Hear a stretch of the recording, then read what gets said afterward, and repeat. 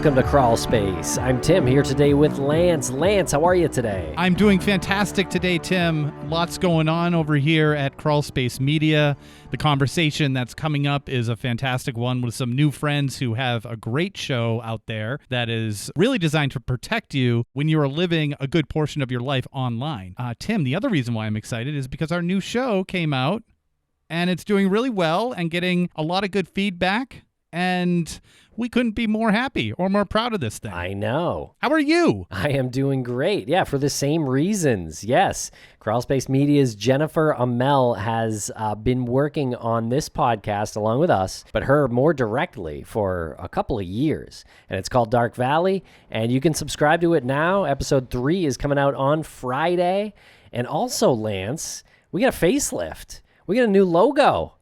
I don't know. Check it out. Let us know what you think. It's got a lot more color in it now. Curious what everyone thinks. But that's not why we're here today, Lance. Today, we are speaking with two lovely hosts of a podcast called I Met My Murderer Online.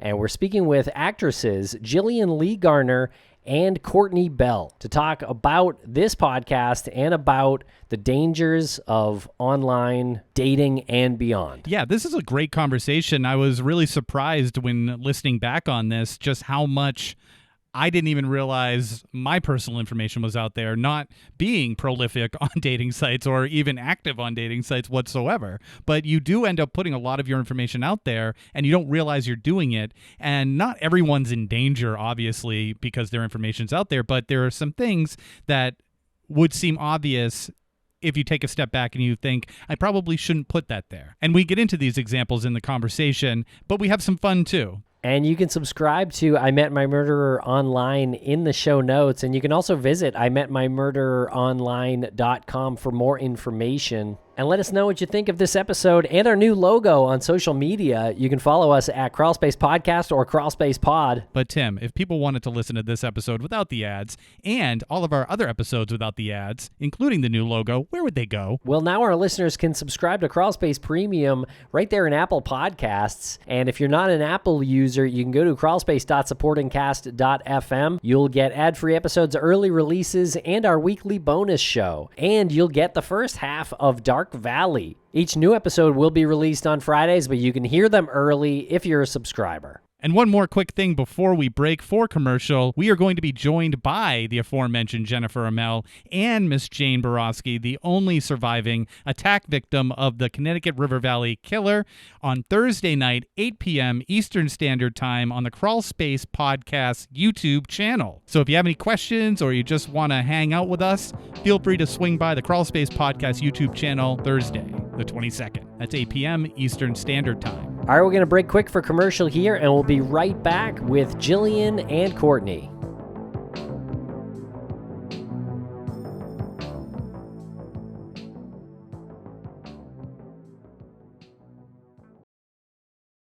And a thank you to our sponsors. Back to the program.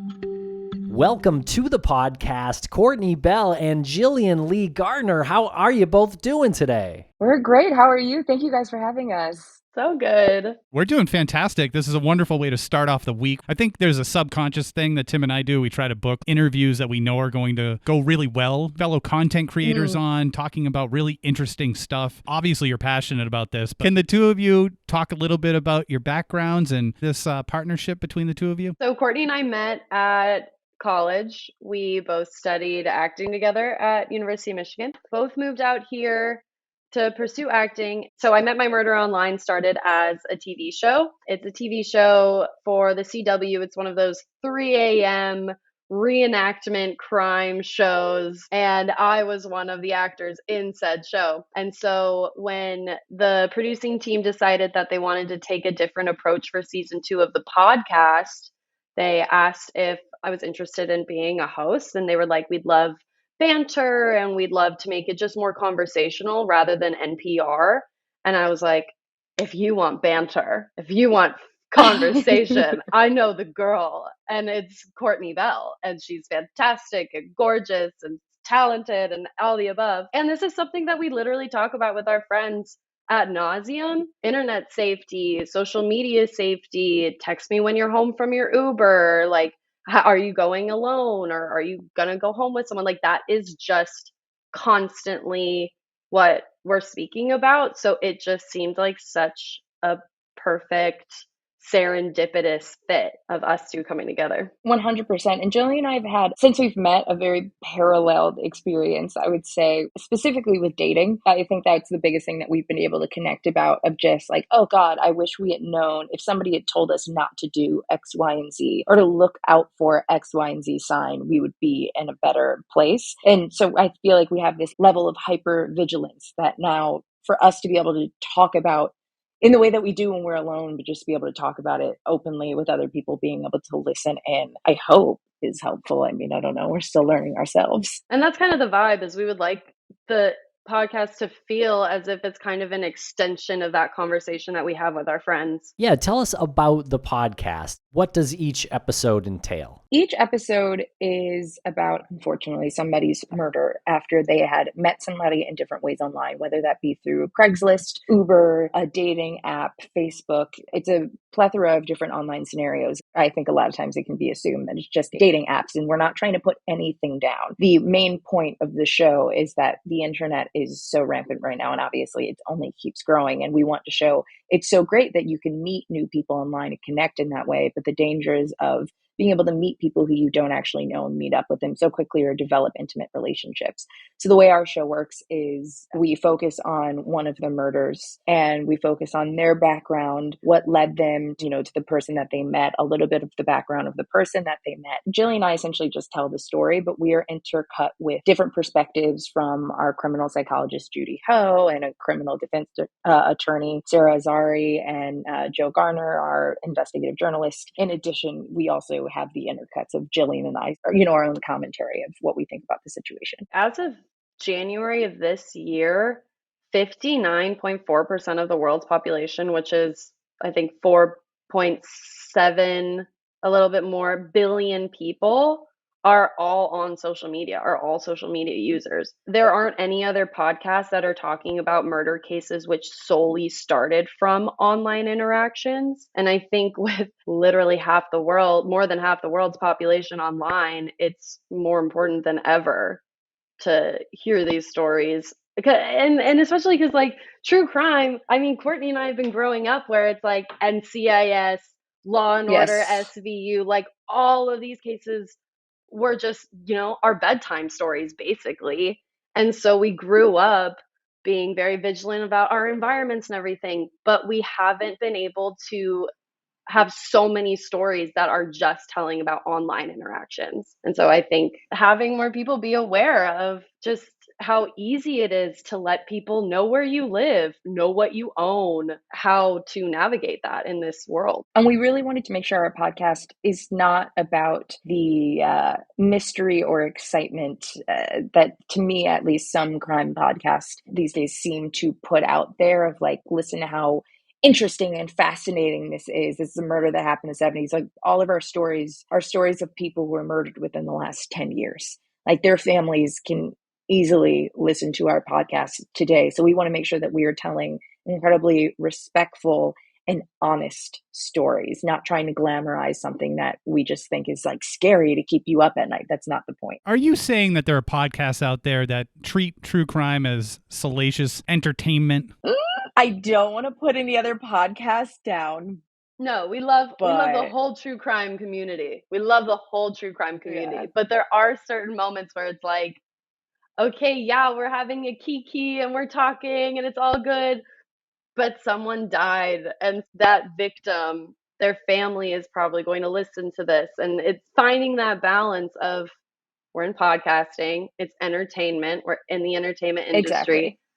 but being as respectful as possible. You know what you get for that? You get an applause. Thanks, guys. Thank you. I was nervous. I didn't know what road it was going to go down. But they stop so quickly. Once we tell them to stop, they stop really quickly. And Cut. And Thank stop. Yeah. But you did say two things that really stood out. One was you're still learning while you do the podcast, and the other one was that you have this super high level of hypervigilance. And Tim and I talk about this, like how every time we have an interview with somebody, they say something and we end up learning. We end up learning from victims, survivors, family members, law enforcement, psychology, like you name it. They'll say something that's like a light bulb moment, and we love that. But the hypervigilance is really cool, because we also talk about that. Can you elaborate a little bit? There's a fine line when you're talking to somebody about how you're hypervigilant between that and like, well, you're just being paranoid. You're just worrying too much. I think what's so fascinating about that for me is that sometimes it is hard to tell the difference, because I think more often than not, you maybe are being a little bit paranoid until it actually becomes something that matters. For example, if you guys have heard of Pop Smoke, he was an incredibly up and coming popular rapper who is our first episode, Bashar Jackson, and he was murdered at an Airbnb while he was home with a couple of his friends. And something that really stood out to me in his story is that they set their alarm before they went to bed at their Airbnb. For me, when I'm at home, my doors are locked, my windows are closed. When I am on vacation, I don't know how often I'm thinking to ask the Airbnb owner, what is the alarm code? And can I set it at night? Setting it when you're inside, I feel like that's something that like my parents do back home at their place in Michigan. We're not doing that on vacation. And so I think now if I was out with friends or before, if somebody decided like, hey, could we set the alarm? That to me, I'd be like, okay, you're being paranoid. Who is looking for us? But in a scenario like this, they did that and still people broke in. So now for me, I'm like, I'm going to make sure that if there's an alarm in the Airbnb, not only am I locking the doors, closing the windows, I'm setting that alarm, because you do not know who is looking. The conversation between like vigilance bursts and like paranoia is really interesting too, because I like to use the metaphor of ticks. So ticks, only 1% of them carries Lyme disease, right? But you're not going to go around and be like, well, don't be afraid of ticks because only 1% of them carries Lyme disease. Like, no, you're going to go to people and be like, stay away from ticks. They carry Lyme disease. So if I'm walking my dog alone and there's a large figure in a hood behind me, like I automatically am on the defense. I have my hand on my pepper spray. Like that is just what we've been taught growing up. To see, especially a woman without pepper spray or mace or a Swiss Army knife on their keychains, it's kind of like, oh wow, you're kind of like just raw dog in life. Like, are you okay? Like it could happen to any of us. Any of us can quote get bit by a tick at any second. So it's like, but just because some don't carry the disease, it doesn't mean that you're not going to still, be prepared. And in social media, it's so different because it's not like, okay, carry mace. It's like, don't show the outside of your house.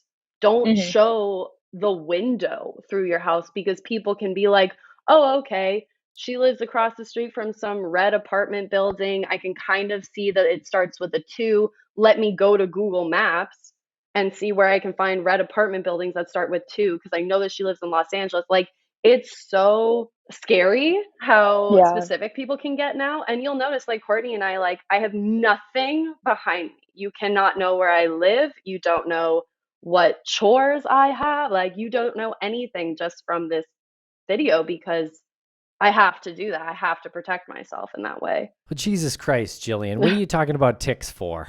I'm sorry. It came out. There's this whole tick thing that's going on right now in the whole Northeast. I got scared. I mean, I can handle a murder conversation all day, every day. Ticks, I feel like every itch, I got ticks on me now. No, you don't understand. This is why Jillian is so lovely, because in whatever scenario that you are in, she will have your back.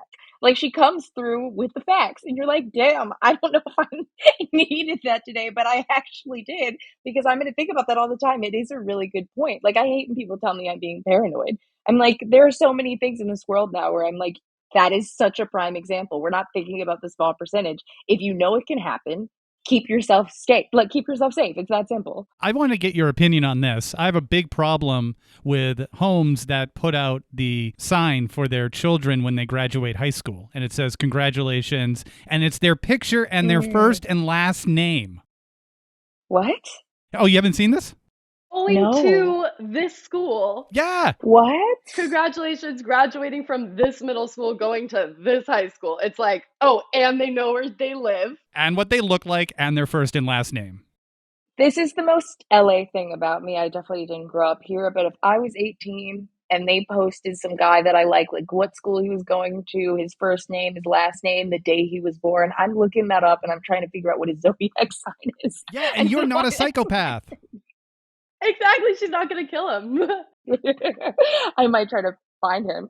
I mean, that's just a whole Pandora's box, because then you can get into what do you think about parents putting their children on TikTok and creating Yeah. whole accounts just for their kids, knowing that there's pedophiles on social media. Like, having that full awareness and still creating full accounts for your like toddler, and I don't know. Everyone do you, live your life. It's your child. Would I personally do that? Nor. I think it's definitely a dangerous situation putting your kids out there. The good thing about posting pictures of a young kid is they grow up so fast and they change what they look like within like a year for the most part. So like there's some safety there, I think, if you're posting pictures of your kid. Maybe they're a picture from a couple months ago. And it's interesting because they're like, we're creating this account so that by the time they're 18, they have like 100,000 followers and they can make money off of it. And it's like, okay,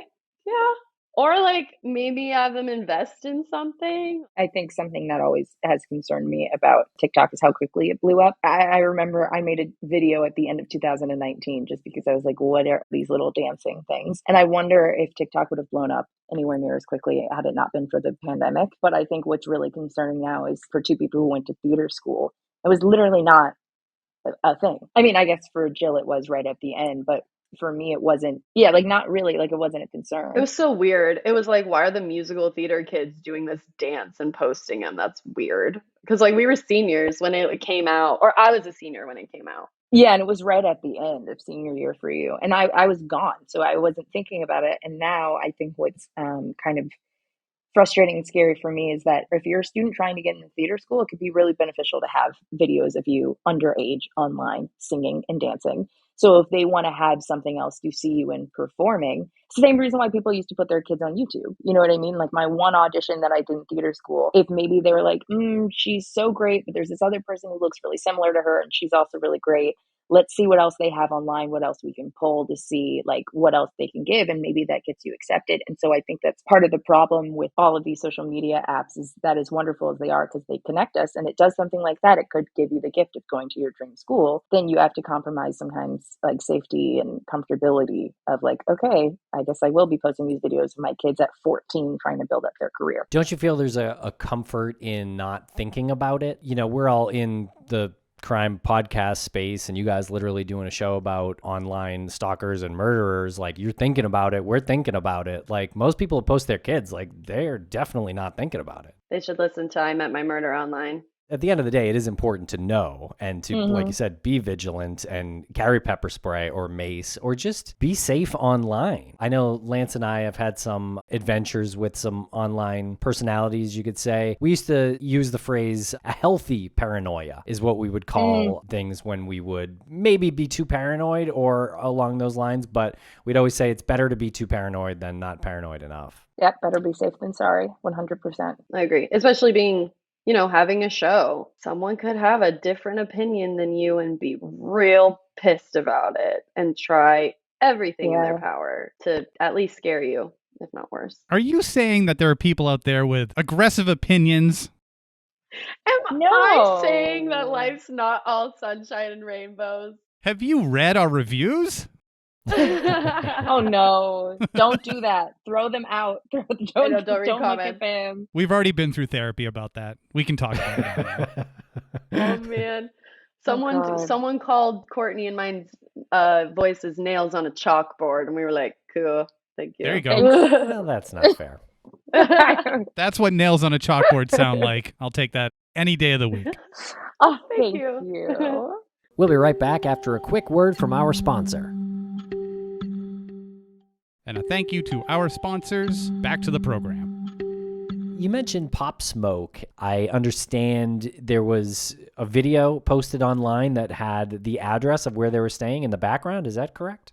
Yes. Yeah, because Pop or Bashar, he came from a Brooklyn gang. Some of his team members on the East Coast who weren't in LA said like, hey, you have to take that down. But by that time, it was kind of too late. The whole relationships between East Coast and West Coast gangs, it's a very specific process. You have to do a check-in process when you're coming to a different territory. They didn't. Pop didn't do that. So a South Central LA gang caught wind that they were in town, saw that he was posting all of this stuff from his Rodeo Drive shopping spree, and then saw that he accidentally posted the Airbnb address they were staying at. And kind of one thing led to another. It's 4 a.m. They left the window unlocked and they go in while Bashar was taking a shower and took his chain off of him. And then one of the robbers said, thank you. And Bashar took that opportunity. He saw that as a sign of weakness and decided to fight back, which led him to getting shot 2 more times. What avenues do you go down for your own research that have so many different facets, like the gangs and that masculinity? Like he just saw a weakness there, so you have to fight. I'm not blaming at all, but just that pride overcame him. So I guess what I'm asking is like, what's your thought process as you're learning all of these things? I mean, thankfully we have our team of investigative journalists and Dr. Judy Ho, who's a forensic psychologist. So she does give her opinions on how she thinks that the murderers were probably finding their way to them. For me, the most tragic part about this entire experience is that he was 20 years old and his murderers, or the people who were a part of the murder, were all teenagers. Our show focuses, obviously, logline title, we focus on meeting your murderer online, and we really try to focus on how it happened, how they met, how they found him, exactly all of the things that Jillian said. I wouldn't say that it's my expertise in any way, shape, or form, but I think it would just create a much longer conversation about gang violence and why people who are so young feel the need to not only join gangs, but then have all of these rules in place to, as Jillian said as well, protect their territory. And so I think that's definitely more so something that our criminal psychologist, Judy Ho, comments on more and talks about in her own work. It's hard to say. I guess it's really hard for me to state an opinion on that, just because it goes without saying the fact that Pop Smoke was murdered is just devastating and awful. And for the reasons that he was murdered, it just did not have to happen. But I think it is, in my opinion, in the way that I grew up as well, I think it would be unfortunate to just write off gang violence without having a deeper analysis as to why people feel the need to join them. Again, especially because these people were kids when they did it. What they did was awful. What they did was horribly wrong. But I just, like, your brain is not developed until you're 25. That is, to me, that is the most heartbreaking thing about it. They were all just kids. It's terrible. And I think to answer your question, like, every episode is so specific and so different to how the victim came to, quote, meet their murderer. So it's not really like a specific A to C process for every single episode. It's very much like, okay, Pop was related to gang violence. Like, how did that play in? Okay, Janae, she was on OnlyFans, and so she had a quote fan. Like, okay, how did that play out? Her dad found her. Let's speak to her dad. Just things like that. So we just really try to make sure that every victim's story is told specifically for them and not to just fit the format of the show. First, what you said, Kourtney, about they're in a gang, their brains aren't developed. Why are they doing this? So that just speaks to a whole bigger community problem. And Jillian, when you said that you wanted to tell the stories without fitting a formula of the show, is awesome to hear, because you're not thinking about the show. You're thinking about the story. And you're not thinking like, well, this has to be cutting room floor material because it's not fitting the formula. Is stalking a part of every case that you've covered so far? It's weird to think about, because it almost seems like, in a weird way, the answer is almost yes. You know what? I can think of one case where it's not. It's kind of inherent, right? Because if you're looking somebody up on social media and that's how you're getting information about them before you meet up with them, I guess, do you describe that as stalking, like the modern day stalking? Sure. But there are certain cases where two people met each other just through Craigslist. There was no like premeditated thinking and discovery of who those people were. So in that case, there wasn't stalking, but I think more often than yes. I was quick to say no, but after thinking about it, Meredith Chapman, who's our third episode, she met this man, Mark, because she hired him from an online job search. Like she hired him for the university, but found him online technically. She was murdered by his wife. And so I was going to say, oh no, there's no stalking. But no, his wife stalked her and put recording devices in their car and in his jacket before she went to Meredith's home to shoot her in the face. So I would say that there was stalking in that case, yes. So in most of our cases, yes, there is some aspect of stalking. Just a varying range. Like in the case of Janae Gagne, which maybe you guys have heard of her the stage name essentially is Mercedes Moore. She had an OnlyFans. So she would post on her OnlyFans account and do privates with her subscribers. And what would happen is sometimes people send you gifts, right, through OnlyFans. You know, there's no way that they will actually ever fully be able to tell is that they think Kevin Accordo must have gotten Janae's address when Janae posted it just to be able to send a gift. He was upset because he saw that on Janae Gagne's Instagram, she had posted that she had a boyfriend.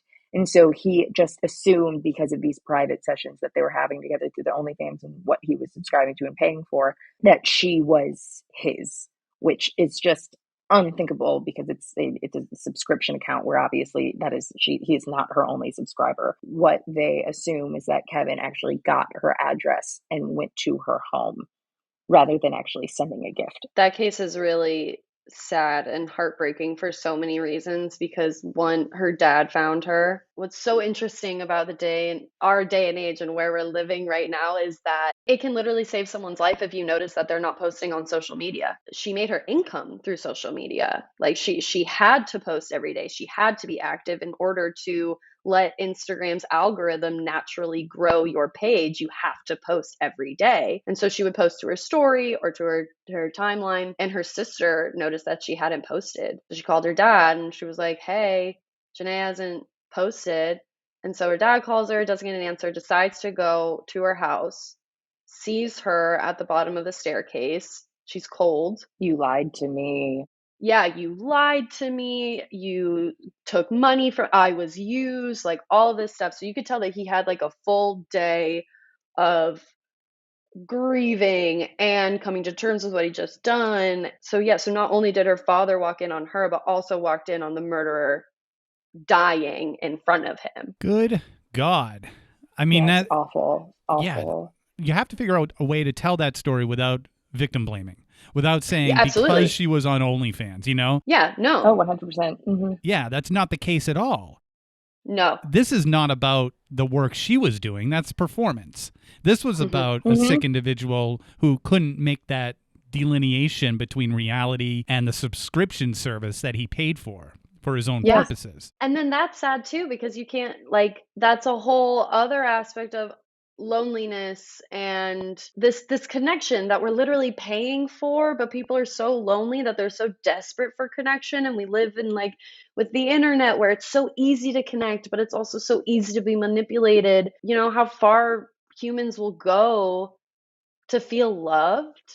Yeah. And then how that rejection will also, what that can do. It's a fascinating story. It's absolutely heartbreaking from all directions of it. Yes, especially because sex work is work. Absolutely. Especially with Janae Gagne, she was followed, if I'm not mistaken, by Drake, right? Nicki Minaj. Like she had huge celebrities who were her fans, and her work was really growing. So just to know what she was doing behind closed doors, she was a phenomenal dancer. She had so much to offer to the world. That is a performance. It's entertainment. It's supposed to be fun. It's supposed to be a place that you can go and talk to somebody and flirt if it seems fun for you. But exactly as Jillian is saying, people that combine it with their feelings of loneliness and think that it's meant for them. And reversely, in a case that we had in season 1, Sydney Loof would post all the time on her Facebook account talking about the fact that she was lonely and the fact that she was alone and like didn't necessarily have people to turn to. And so somebody by the name of Bailey Boswell, they connected through a dating app, Tinder, and was able to use that as a way to connect to Sydney and prey on Sydney and make it seem like she would be her friend and that they could like smoke weed together and drive around for hours and talk, and it made Sydney feel seen. Meanwhile, Bailey was actually in this type of cult, if you will, with a man named Aubrey Trail. They would pry on young women in this way and use Bailey to bring home these women who were really open about the fact that they were lonely and they were looking for connection online, bring them back and would assault and murder them. I know there are a lot of different kinds of social media, and OnlyFans is kind of a newish one. But what I'm curious about is, are there additional risks if you're on like Twitter or Facebook or Instagram or TikTok or whatever, and then you're also on OnlyFans? Are there additional risks at OnlyFans versus the other social media sites? OnlyFans it can be very private. In order to message the person you're subscribing to, that costs money. And then it costs you money for them to respond. And it's just so transactional. But because of that, it's very personal. You're getting these actual influencers that you've been watching their YouTube videos, TikToks, and everything. You are getting them to communicate with you directly. And that is not how it is on Twitter and Instagram and Facebook. That it is very much behind a wall. There's a veil between you and that person. Whereas in OnlyFans, that veil is kind of dropped, but transactionally, which adds a very sticky layer to it, because you do have people that understand that it's transactional, and then you have people being like, well, no, we have a special connection now. This means more. And I mean, you see the same thing with men who, or not men, but people who have gone into strip clubs and fallen in love with the stripper that's there when they're just doing their job. Like, that's a very transactional relationship. I'm going to give you a dance. You can't touch me. Like, all that stuff. It's sad because every conversation is so individual. So it's not like, well, she posted this one thing, so now they're all seeing it. It's like she could have posted one thing to one person and give one person their address and just had to trust that one person to not do anything with it. It's interesting because there's more control and then a lack of control, because with Instagram, you get to kind of just like decide your brand. Am I family friendly? Am I not? Whereas OnlyFans, it can get to, okay, well, with this subscriber, I let him in more, whereas with this subscriber, I don't at all. It's hard to say like, oh, well, if you have an OnlyFans, like this is how you have one with safety, because it's so specific. I think it can be a slippery slope to say whether or not OnlyFans is potentially more dangerous than Instagram or Twitter or TikTok, just because. I don't think so. Yeah, I don't think so, because I think it's the same way if you're the more, I don't know, famous you are as an actor or musician. You can make the argument that sure, that is more dangerous because you objectively have more followers and you have more people who are more interested in your personal life. But that doesn't necessarily mean anything that you're doing is more dangerous. That is totally dependent on the people who are at home thinking that your private life is their personal business. So I don't even think it's a matter of the app. I just think it's a matter of like, the more famous you are, the more likely you have people who are following you. And that is, that is only the fault of the people who take advantage of what type of relationship they think that they have. To all of the people who have OnlyFans accounts that aren't huge, that aren't like musicians already or YouTubers and everything, and they're just trying to get by, so they decided to make OnlyFans, you have to be safe.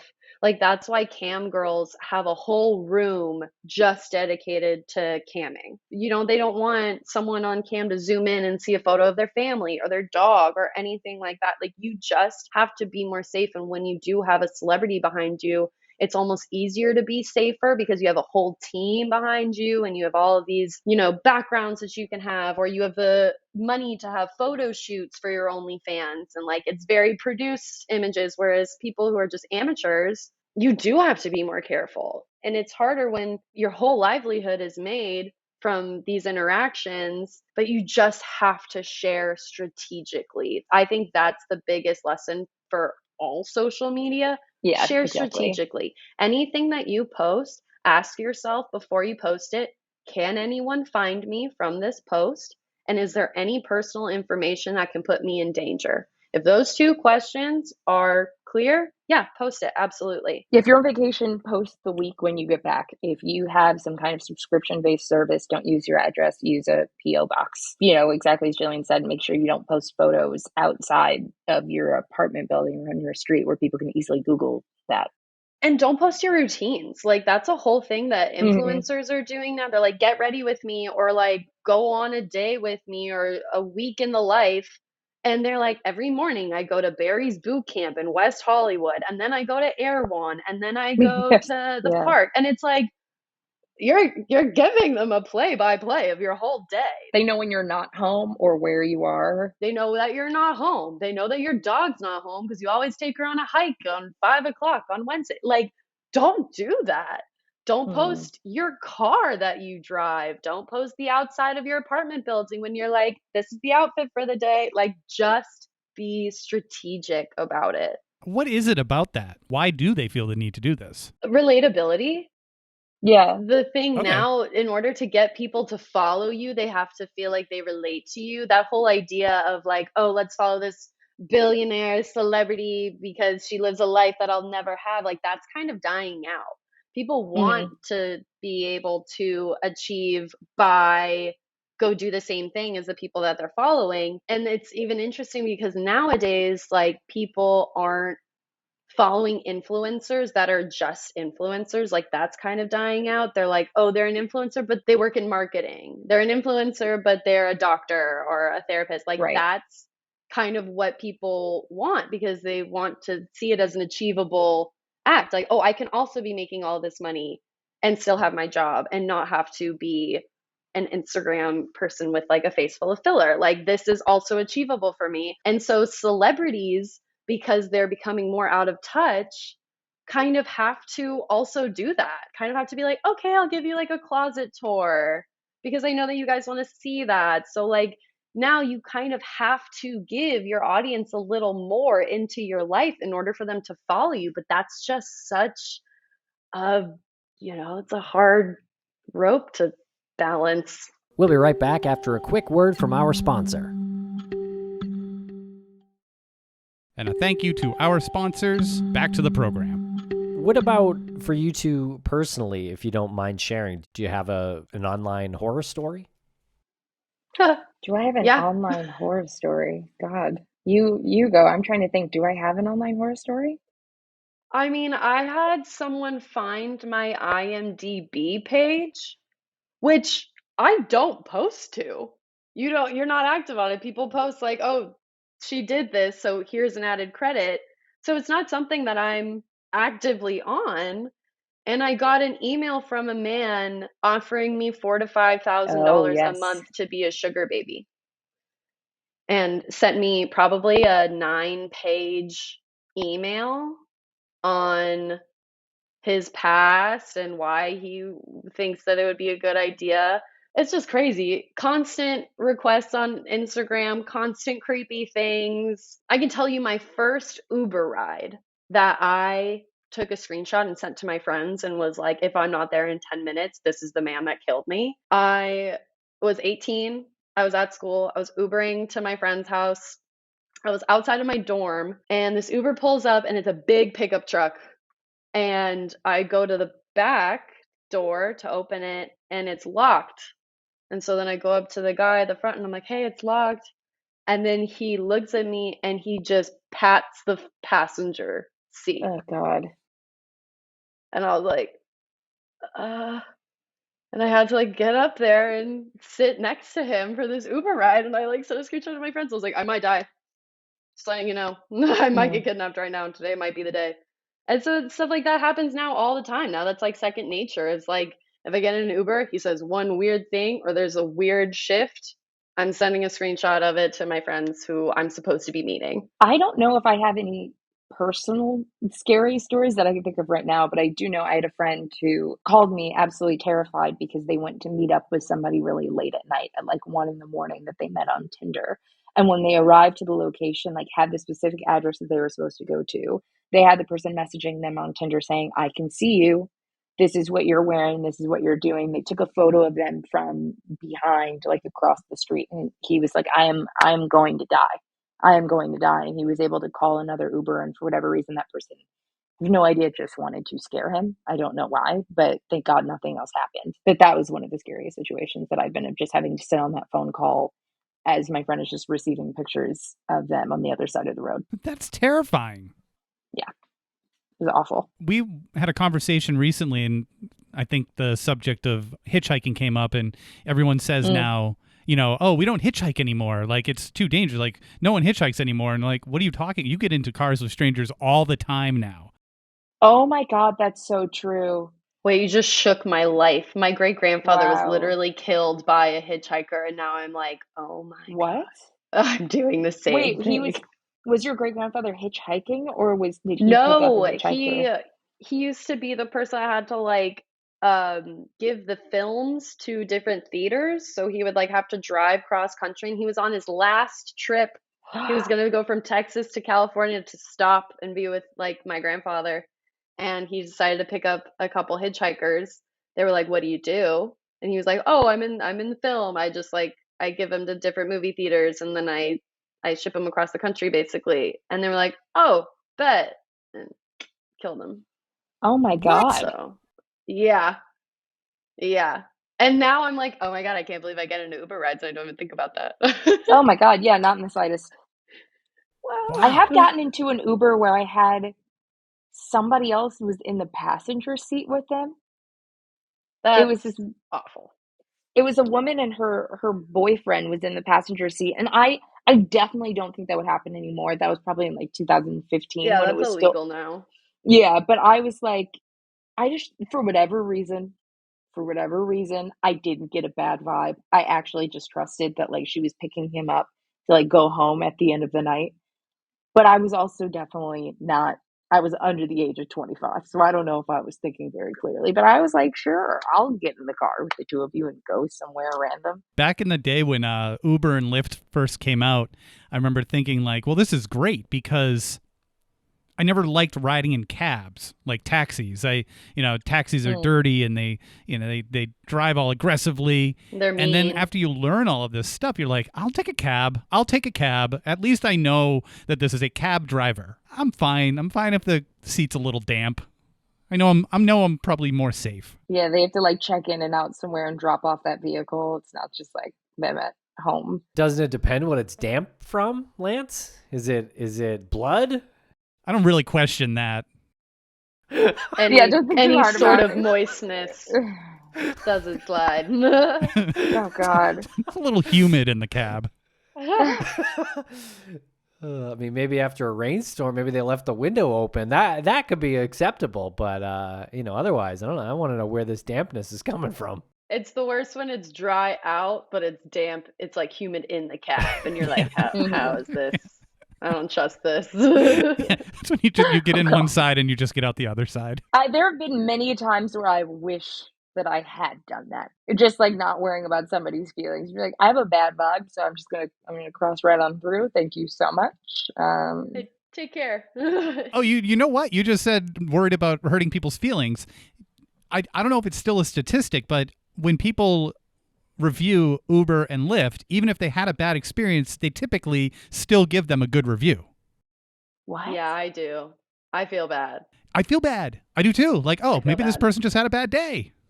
Yeah. I don't know why I've started to change that. That actually, for whatever reason, I think the anonymity of knowing that they will never know that it was me has made me feel a little bit better. Being like, yes, I feel bad because I know this is their day job, but I also, if I'm feeling unsafe, It should be known. then I'm like, I don't want the next person who gets in the car to, exactly. Yeah, I'm like, That's true. But you can see how many one-star reviews you've gotten. Did you know that? college and being in Ubers means a lot of one-star reviews. So I try I've only had just, one one-star review, and I don't even claim it. I think my friend did it. So. oh my God. Well, keep that friend away from Well. your podcast. Oh, true. Yeah, I know, right? And we have an expression over here that we coined, and it's stay sexy and don't get murdered. So Slay. That's whatever great. you have to So do. good. Just kidding, we didn't create that. We did, but then it got stolen from us. Damn. We said it once, and then it just took off on some other show. We're not bitter, by the way. No. That's my I favorite think murder I people. saw it. Yeah, I think I just saw it. They made merch with that on him. Yeah, no, it's a popular thing that they say. I was just being a jerk over here. I love Did it. you guys really say it Credit. first? No, I don't think so. Maybe mean, we had something similar, but We they said definitely those coined words, it. but not exactly in those in that Right, order.